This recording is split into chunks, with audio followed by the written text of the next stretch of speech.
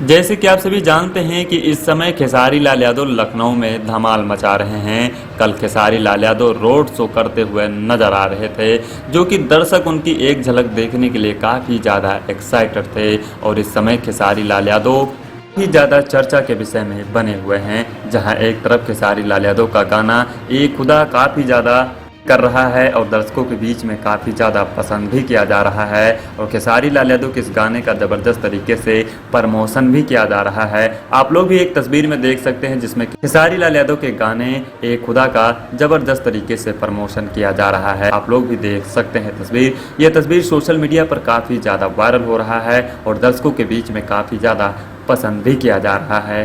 दोस्तों, आप लोगों को क्या कहना है इस तस्वीर को लेकर, हमें कमेंट सेक्शन के माध्यम से अपनी राय जरूर दीजिए।